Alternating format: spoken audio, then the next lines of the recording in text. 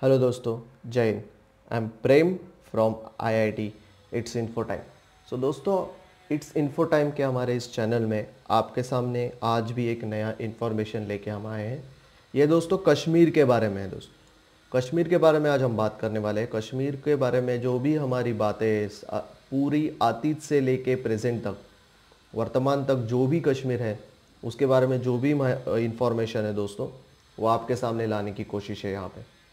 तो it's info time में चालू करते हैं दोस्तों। शुरुआत करते हैं इस कश्मीर के स्टोरी के बारे में, कहानी कश्मीर की के इस पहले एपिसोड के बारे में। तो दोस्तों, अगर हम कश्मीर की बात करें तो कश्मीर जो है वो दोस्तों पहले से बहुत ही प्राचीन काल से एक ऐसी जगह मानी जाती है, बहुत ही प्राचीन काल से बहुत ही महत्वपूर्ण जगह मानी जाती है। एक ऐसी जगह है जहाँ पे 7 नदियों का उगम स्थान है दोस्तों, जहाँ से ये 7 नदियाँ बह के आगे जाती है। तो दोस्तों कश्मीर एक बहुत ही महत्वपूर्ण स्थल माना गया है दोस्तों। जहाँ भी किसी भी नदी का उगम स्थान होता है या किसी एक नदी का उगम स्थान होता है, वह स्थान बहुत ही महत्वपूर्ण होता है सांस्कृतिक दृष्टि से, आर्थिक दृष्टि से अगर उसकी भी बात करें तो। क्योंकि समाज का जो वृद्धि है वो दोस्तों, अगर आप देखो जो भी संस्कृति वर्ल्ड में भी डेवलप हुई, दुनिया में डेवलप हुई, वो सभी संस्कृति नदी के किनारे डेवलप हुई।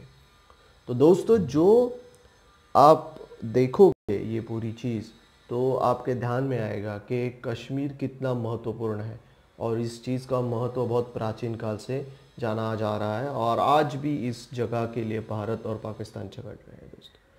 तो अगर हम ये पूरी सीरीज़ देखेंगे तब आपको समझ में आएगा कि एग्जैक्टली यहाँ पे हुआ क्या। तो कश्मीर के बारे में अगर बात करें तो कश्मीर की शुरुआत होती है हमारे स्टोरी की कश्मीर के नाम से। तो दोस्तों कश्मीर जो है, कश्मीर का जो नाम है, ये कश्मीर का नाम कश्यप ऋषि से आया।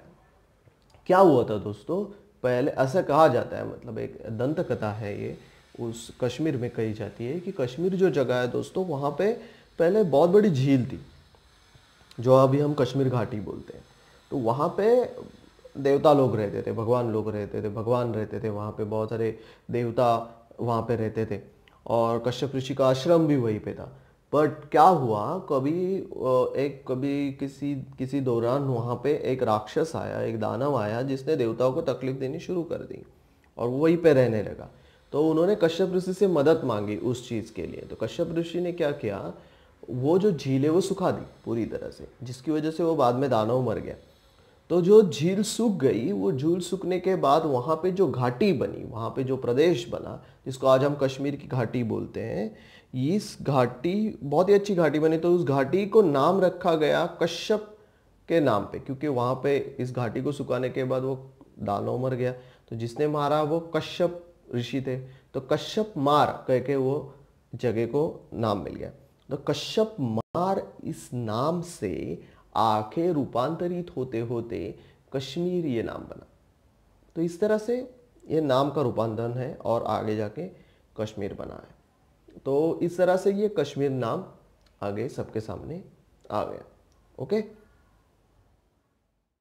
सो दोस्तों जो कश्मीर है उसके साथ साथ कश्मीर के साथ जो नाम आता है हमेशा जम्मू। हम हमेशा कहते हैं जम्मू कश्मीर, लेकिन दोस्तों ये बात सोचने वाली है कि जम्मू कश्मीर एक्चुअल में एक पार्ट नहीं है। जम्मू अलग है, कश्मीर अलग है।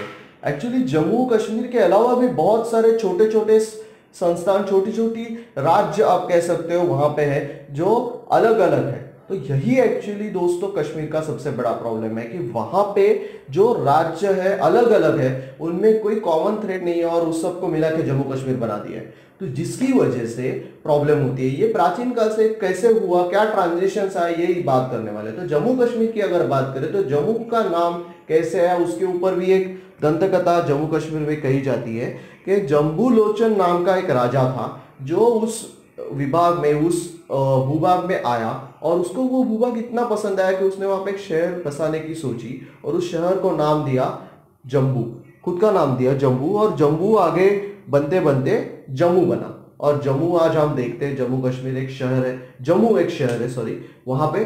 तो ये कुछ दंत कथाएं हैं जम्मू एंड कश्मीर के बारे में।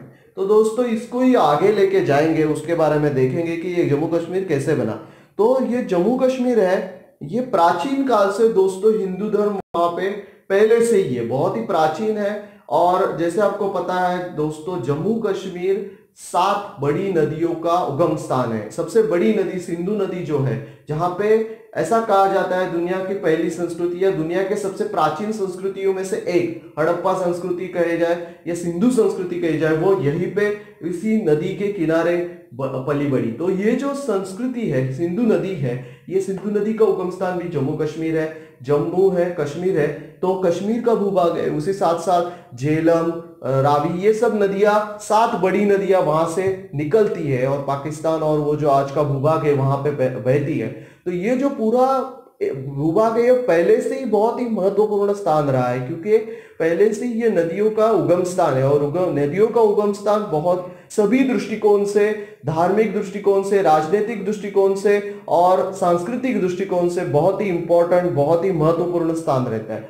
तो ये पहले से इसलिए कश्मीर को बहुत ही महत्वपूर्ण स्थान मिला है उसी भूभाग में। तो दोस्तों हिंदू धर्म यहाँ पे बहुत ही प्राचीन काल से आपको मिलेगा, क्योंकि कश्मीर का अस्तित्व भी बहुत ही प्राचीन है।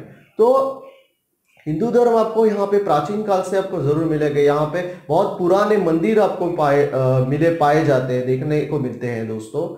यहाँ की सबसे बड़ी यात्रा आपको पता है अमरनाथ की यात्रा, अमरनाथ, बर्फानी बाबा, ये सब चीजें।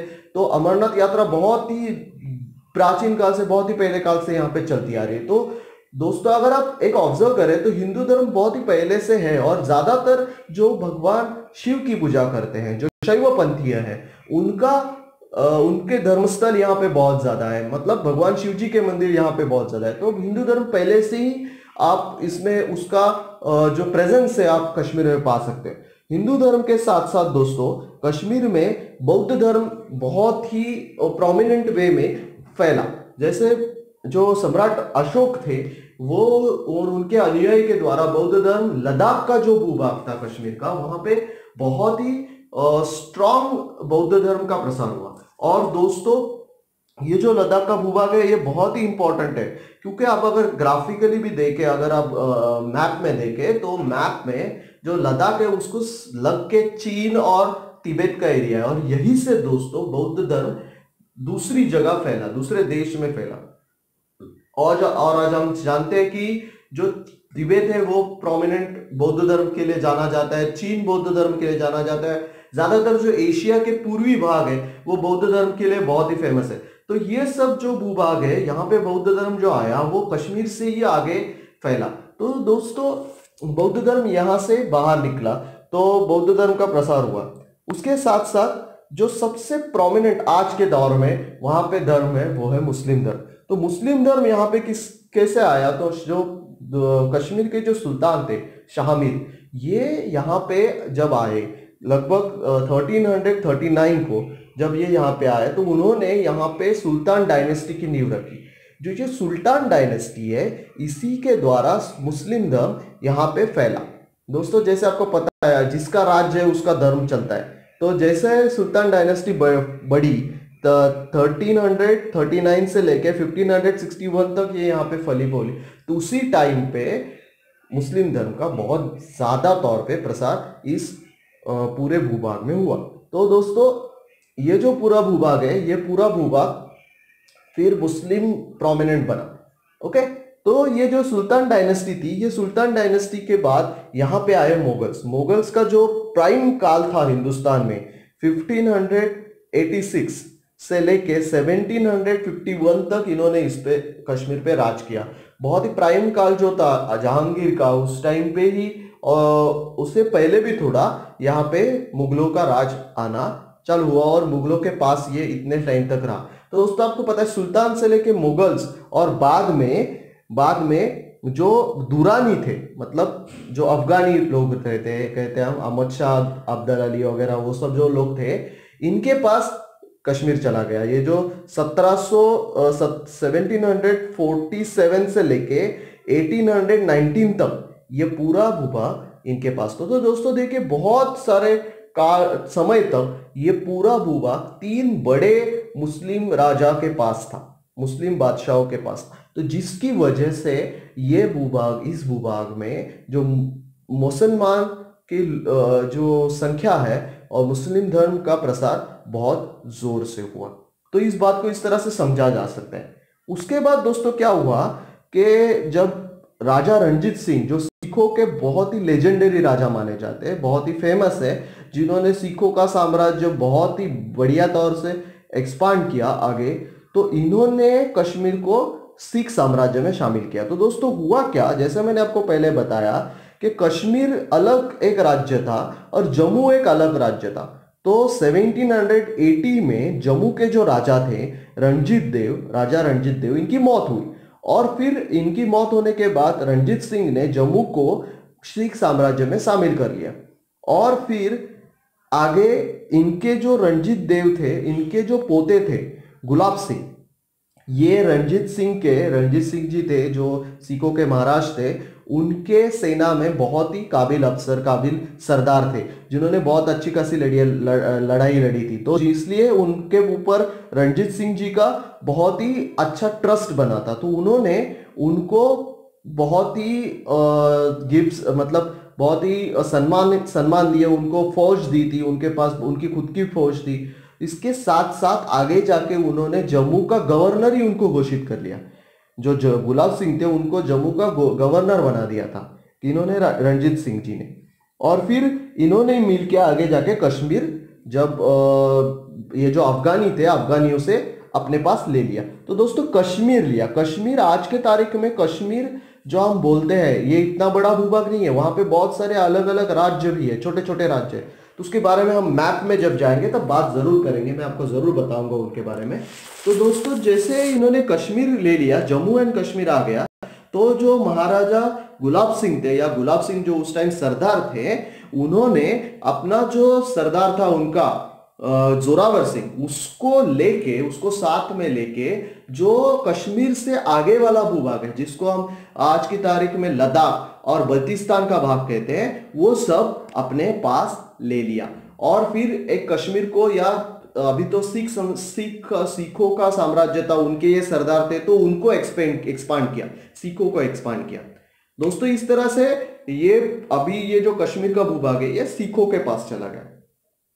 दोस्तों फिर आगे क्या हुआ कि 1846 में, उसी समय जो हिंदुस्तान में, भारत देश में जो अंग्रेज थे, उनका जो महत्व है वो बढ़ने लगा था। वो क्या कर रहे थे, वो जो भी संस्थान थे भारत में, जो भी राजा लोग थे, नवाब थे, महाराजा थे, इन लोगों को कोई भी रीजन निकाल के इनको वहां से बर्खास्त कर देते थे और संस्थान पूरी तरह से बर्खास्त कर देते थे, जिसकी वजह से और फिर वो पूरा भूभाग अपने राज्य में ज्वाइन कर लेते थे।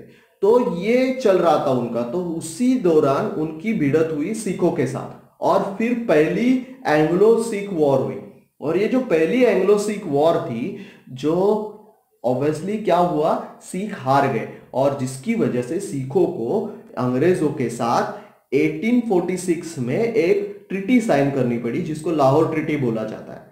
तो इस ट्रीटी के बाद, ये पूरे हार के बाद क्या हुआ, ये जो सिख थे, इनके जो अपने सरदार थे, इनके ऊपर से कंट्रोल थोड़ा लूज हो गया था।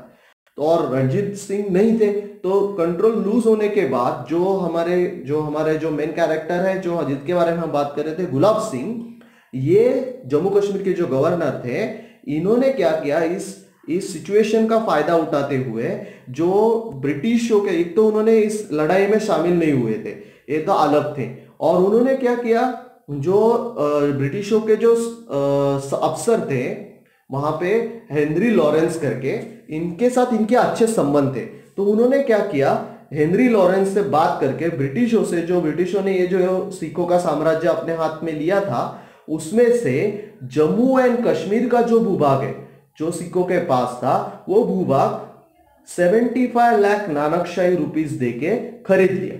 ओके, तो ये खरीद लिया। एक्चुअली देखिए कैसे जम्मू कश्मीर अभी बन रहा है। तो ब्रिटिशों से ये भूभाग खरीद लिया और वहां पे खुद की डायनेस्टी बनाई, डोगरा डायनेस्टी। 1846 में डोगरा डायनेस्टी का स्थापना की। तो ये डोगरा डायनेस्टी कैसे बनी, तो एक एरिया, एक जमीन को खरीद के बनी। दोस्तों ये कोई प्राचीन काल से चली आई हुई संस्थान नहीं है। प्राचीन काल से जैसे भारत में अलग और संस्थान थे जो बहुत ही लेजेंडरी हिस्ट्री लेके चल रहे थे, जो बहुत प्राचीन काल से बने बने आए हुए थे। तो इसलिए दोस्तों कैसे होता है, एक संस्कृति बिल्डअप होती है, और जिसकी वजह से वो संस्थान खुद ही में एक देश, खुद ही में एक खुद को जोड़े हुए रखती है, वो जो संस्कृति है। लेकिन कश्मीर का कैसे थे, कश्मीर ये बनाया गई थी अपने महत्वाकांक्षा के लिए, तो जिसकी वजह से उसका जो कल्चर है उसमें बहुत ही ज्यादा डिफरेंसेस है, उसके बारे में बात करेंगे दोस्तों। तो ये इस तरह से कश्मीर बनने की शुरुआत हुई, जम्मू कश्मीर जो आज का हम राज्य कहते हैं उसकी बनने की शुरुआत जिस तरह हुई। तो दोस्तों इस तरह से ये शुरुआत हुई। अभी जो ये जम्मू कश्मीर बन रहा था, इसको ब्रिटिशों ने तो मान्यता दी, और ब्रिटिशों ने ये डोगरा डायनेस्टी को मान्यता दी, लेकिन उनकी शर्तें थी। जैसे जो कॉमन शर्तें थी ब्रिटिशों की, वो थी जो हर एक संस्थान के लिए उन्हें लागू की, कि 3 चीजों में ब्रिटिशों का अधिकार रहेगा और बाकी सब आप स्वायत्त हो। तो जो 3 चीजें थी उसमें सबसे पहला था परराष्ट्र व्यवहार, जैसे बाकी राज्यों के साथ आपके व्यवहार क्या होगा ये ब्रिटिश तय करेंगे आपने। दूसरे जो है थे वो लश्करों के बारे में था, लश्कर जो सेना थी, सेना के बारे में था। तो सेना जो है वो ब्रिटिशों की रहेगी, आप खुद की सेना नहीं रख सकते। और तीसरी चीज थी यातायात के बारे में, यातायात ट्रांसपोर्ट जिसको कहा जाता है उसके बारे में। तो जो ट्रांसपोर्ट है वो भी ब्रिटिशों के पास रहेगा, तो मतलब व्यापार का कंट्रोल ब्रिटिशों के पास रहेगा। तो जो मेन 3 चीजें हैं वो ब्रिटिशों ने अपने पास रख के ऑब्वियसली डोगरा डायनेस्टी को मान्यता दी, तो डोगरा डायनेस्टी बनी। ये जो डोगरा डायनेस्टी है ये बहुत ही लेटेस्ट आप कह सकते हो डायनेस्टी उस टाइम पे बनी थी। और फिर आगे जाके डोगरा डायनेस्टी के जो दूसरे राजा थे रणवीर सिंह, जो गुलाब सिंह के बेटे थे, उन्होंने आगे जाके फिर ये जो नगर, पुंछ, गिलगित, ये जो भूभाग है ये पूरी तरह से अपने राज्य में शामिल करके जम्मू कश्मीर को बढ़ाया। तो जम्मू कश्मीर डायनेस्टी इस तरह से पूरी बन के आपके सामने जो अभी मैप दिख रहा है वो बना, और ये डोगरा डायनेस्टी फली। दोस्तों ये डोगरा डायनेस्टी पहले से ही, जैसे आपको पता है, मैंने आपको बताया कि ब्रिटिशों के साथ मिलजुल कर बनी थी। जो दोस्तों 1857 का जो 1857 का जो पहला बहुत ही बड़ा फाइट हुआ था, उसमें डोगरा डायनेस्टी शामिल नहीं हुई थी। उस टाइम पे उन्होंने अंग्रेजों का साथ दिया था और उनको सपोर्ट भी किया था, उनके जो फैमिलीज थे उनको प्रोटेक्ट भी किया था, और उनकी सेना भी भेजी थी। तो इस तरह से ये पहले से ही अंग्रेजों के साथ मिला हुआ संस्थान आप कह सकते हो। और आगे जाके जो आपको स्टोरीज हम बताएंगे या हम डिस्कस करेंगे इस बारे में, तब आपको पता चलेगा कि अंग्रेजों का कितना बड़ा हस्तक्षेप इस पूरे डोगरा डायनेस्टी में, और आगे जाके जम्मू कश्मीर जो इसको हम कहते हैं अभी, उसमें बना और बना रहा। क्योंकि पहले से दोस्तों इस बात को समझना जरूरी है कि जो जम्मू कश्मीर बना था वो खुद अंग्रेजों के हेल्प से बना था, तो जरूर अंग्रेजों का हस्तक्षेप वहां पे आएगा ही आएगा, तो वो आया भी। तो ये सब चीजों को हमें समझना बहुत जरूरी है। तो दोस्तों इस तरह से जम्मू कश्मीर एक पूरी इंटीग्रेटेड संस्थान बना, जो प्राचीन काल से अलग अलग तरह से चलता आ रहा था, ये इंटीग्रेटेड संस्थान बना। पर जम्मू कश्मीर कभी इंटीग्रेटेड सांस्कृतिक तौर पर नहीं बना। अगर आप देखोगे तो जम्मू कश्मीर के जो भूभाग है उसमें कोई कॉमन थ्रेट आपको नहीं मिलेगा, कॉमन चीजें आपको नहीं मिलेंगी दोस्तों। जैसे अगर आप ये देखें, एक्चुअली जो हम कश्मीर कश्मीर कहते हैं, कश्मीर घाटी, वो सिर्फ यही भूभाग है। यहाँ पे एक्चुअली दोस्तों कश्मीर है, ये इतना सा जो भूभाग है जो मैं आपको दिखा रहा हूं, ये इतना ही भूभाग कश्मीर है दोस्तों। और इसके नीचे वाला ये जो पार्ट है ये जम्मू है, ओके। और फिर अगर आप बात करें तो ये जो एक्चुअली ये इंटरनेशनल बॉर्डर है दोस्तों, ये जो दिखा रहे हैं ये इंटरनेशनल बॉर्डर है भारत पाकिस्तान के बीच में, जो अभी डिस्प्यूटेड पार्ट है। लेकिन हम मानते हैं, हम बोलते हैं कि ये जो भूभाग है ये पूरा भारत का भूभाग है हमारा, ओके। तो अगर हम बात करें यहाँ पे, तो ये चित्रतल है जो पहले कश्मीर का भाग था, लेकिन अभी ये पाकिस्तान में है। ये जो संधि हुई थी उस हिसाब से वो पाकिस्तान में चला गया, लेकिन यहां से ये इंटरनेशनल बॉर्डर बनी है। तो ये जो हुंजा का एरिया है ये यहाँ पे आता है, और गिलगित यहाँ पे, जो मैंने बताया कि रणवीर सिंह ने गिलगित और हुंज एरिया, ये जो एरिया है ये अपने संस्थान को जोड़ लिया, ये यहाँ पे। और ये जो बल्टिस्तान है ये यहाँ पे दोस्तों, जो गुलाब सिंह ने लिया था, बल्टिस्तान और लद्दाख, ये लद्दाख का एरिया है, ये बल्टिस्तान है दोस्तों। तो ये बहुत ही छोटे छोटे, जो अलग अलग छोटे छोटे आप राज्य बोल सकते हो, संस्थान बोल सकते हो, इन सबको मिला के ये टोटल जम्मू कश्मीर बना है दोस्तों।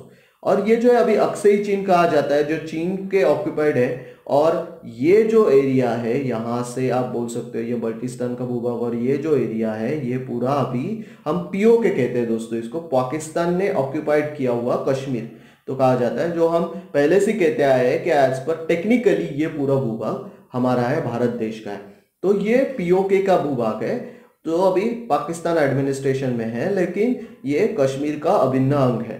और उसके साथ साथ ये, तो दोस्तों अगर आप देखोगे तो ये पूरी तरह से अलग अलग है। अगर हम बात करें तो लद्दाख का जो भूभाग है ये प्राचीन काल से बौद्ध संस्कृति को रिप्रेजेंट करता आया है। यहाँ पे बुद्ध संस्कृति बहुत प्राचीन काल से है। कश्मीर का भूभाग है, यहाँ पे मुसलमान जो संख्या है वो बहुत ही ज्यादा है, खास करके सुन्नी मुसलमानों की, और कश्मीरी पंडित बहुत कम है वहां पे, लेकिन कश्मीरी पंडितों का समस्या भी अलग से है वहां पे। तो ये कश्मीरी पंडितों का भूभाग है, और मुसलमान वहां पे, कश्मीरी पंडित माइनॉरिटी में और मुसलमान वहां पे मुसलमान रहते हैं। उसके साथ साथ दोस्तों अगर मैं आपको दिखा सकूं तो ये जो मैं दिखा रहा हूं, ये जो एरिया है यहाँ पे पुंछ, और ये जो भूभाग है ये पुंछ का एरिया है। यहाँ पे मुस्लिम पाए जाते हैं, लेकिन दोस्तों कश्मीर के मुस्लिम और यहाँ के मुस्लिम में आपको बहुत ही सांस्कृतिक डिफरेंस नजर आएगा।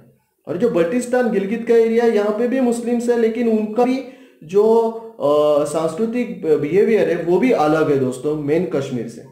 और जो जम्मू का भूभाग है दोस्तों, यहाँ पे अगर हम देखें तो इस जम्मू के भूभाग में आप देखेंगे तो यहाँ पे हिंदू, मुस्लिम और सिख इन लोगों का मिक्सचर पाया जाता है। ऐसा नहीं कि मुस्लिम ही प्रोमिनेंट है, यहाँ पे इनका मिक्सचर है। तो दोस्तों सांस्कृतिक तौर पर ये सब जगह बहुत ही अलग अलग है। तो दोस्तों अगर हम हमारे इमोशनल्स बाजू में रख के अगर टेक्निकली भी इस चीज को देखें तो इसको सुलझाना बहुत ही मुश्किल है, क्योंकि दोस्तों हर एक संस्कृति अलग है, तो उसको मिला के एक कंप्लीट राज्य बनाना बहुत ही कॉम्प्लिकेटेड बन जाता है दोस्तों। तो यही एक्चुअली कश्मीर का सबसे बड़ा प्रॉब्लम है, जिसकी वजह से इसको सुलझाना बहुत मुश्किल है। जब जम्मू कश्मीर भारत में विलीन करने की कोशिश हो रही थी 1947 में, तब जम्मू कश्मीर ये पूरा भूभाग था, लेकिन ये पूरा भूभाग था लेकिन उसमें इंटीग्रिटी बहुत कम थी, ये एक दूसरे से मिला हुआ कम था। हम मैप पे देख रहे पूरा है, लेकिन एक दूसरे से मिला हुआ कम था, इसलिए कुछ लोग अलग बोल रहे थे, कुछ लोग अलग बोल रहे थे, कुछ लोग अलग बोल रहे थे, जिसकी वजह से यहाँ पे कॉन्फ्लिक्ट बहुत ज्यादा हुई और उसको भारत में मिलाना बहुत ही कठिन होता गया, और अभी तो बहुत ही कठिन समस्या ये बन चुकी है। लेकिन दोस्तों अगर ये अलग अलग रहता, जैसे जम्मू अलग रहता, कश्मीर अलग रहता, बल्टिस्तान वगैरह ये भूभाग अगर अलग अलग छोटे छोटे रहते, तो वो फिर टेक्निकली या मानवता के आधार पर हम इसको सॉल्व कर सकते थे, या हमारे राजनेता सॉल्व कर सकते हैं। लेकिन अभी ये बहुत कॉम्प्लिकेटेड दोस्त बन गया है। दोस्तों आपने देखा ये पूरा स्ट्रक्चर कैसे बना है, तो इसके बारे में बहुत टेक्निकली हम बात करेंगे, एक्चुअल फैक्ट्स के बारे में बात करेंगे, कैसे एक्चुअली आगे जाके ये चीज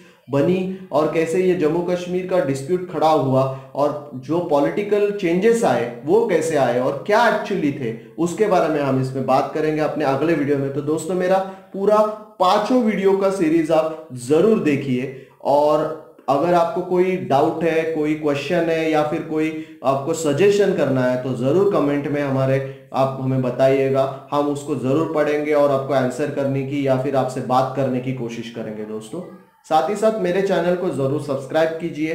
ऐसे ही आपको और वीडियोस अगर देखने हैं तो मेरे चैनल के सब्सक्रिप्शन के साइड में जो बेल आइकॉन है उसको दबाइए, तो आपको नोटिफिकेशन आते रहेंगे, और हम ऐसे ही बहुत ही इंटरेस्टिंग वीडियोस आपके सामने जरूर लाते रहेंगे। तो दोस्तों ये जम्मू कश्मीर का पहला पार्ट था, दूसरे पार्ट में हम मिलेंगे, और साथ ही साथ पूरा सीरीज हम कवर करेंगे दोस्तों जम्मू कश्मीर के स्टोरी के बारे में। तो वीडियो को जरूर लाइक कीजिएगा, और मेरे सेकेंड पार्ट में जरूर मुझे मिलेगा दोस्तों। Thank you for taking giving me time, ये सब पूरा वीडियो देखने के लिए पूरा वक्त आपने दिया, धन्यवाद। अगले वीडियो में मिलते हैं।